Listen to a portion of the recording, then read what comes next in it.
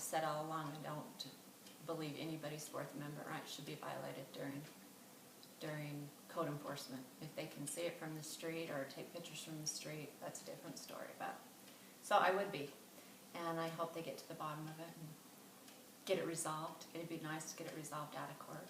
I think every one of them needs to be looked at and not just give lip service. I think every campaign, everybody gives lip service. We're going to look at the codes when I'm elected.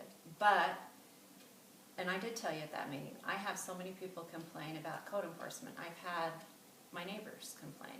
There was a couple years ago where they were hitting this area really hard and heavy, and they were all complaining about a vehicle that wasn't registered, that maybe a son was on a mission, so they were just keeping it there parked.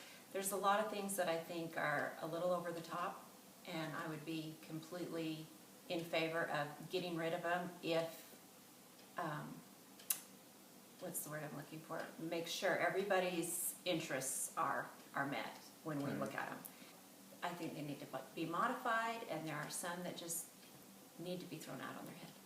I would like to see a citizen, some kind of a committee that's set up of not only council members, people at the city office, but realtors, business owners, homeowners, to come together and say, let's look at these.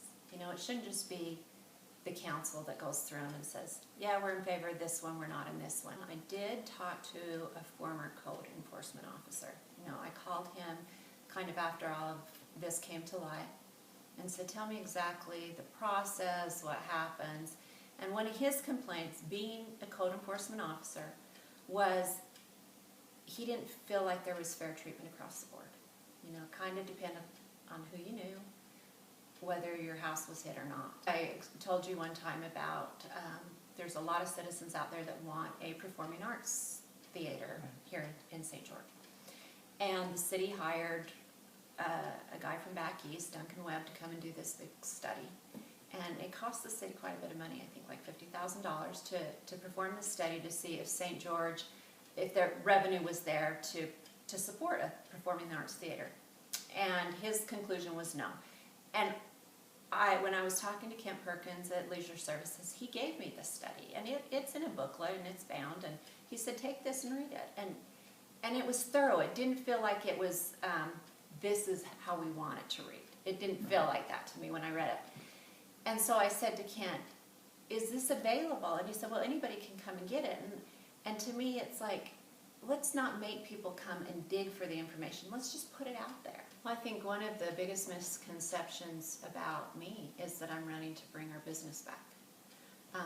We own Dixie Ambulance, and through an administrative hearing through the Bureau of EMS, we lost that license to go across. That is the biggest fallacy out there. Dixie Ambulance isn't coming back. I said that ship left the harbor on August 14th, never to return. We are out of the EMS business. Why I'm running is, I've lived here 35 years, and somebody said at the Sun River debate the other night, well, doesn't that make you good old boy? And I said, well, if living here a long time does, then I guess, yeah, but I've raised all my kids here. 4 of them are still here. My grandkids are still here. I think we have a great city. There are places we need to improve on, absolutely. I want to have that voice. I want to be heard. I want it to be the bridge between the public and the city to say, let's listen. Let's listen. And so that's why I decided to run. I just wanted to be involved. It wasn't a vendetta. It wasn't, we're bringing our business back through a backdoor method. It's just not true. And there's been people that had heard not great things about me that I've actually met with. And as they've met with me and talked with me, they realize that I'm genuine. And first, I'm a hard worker. I'm a good listener.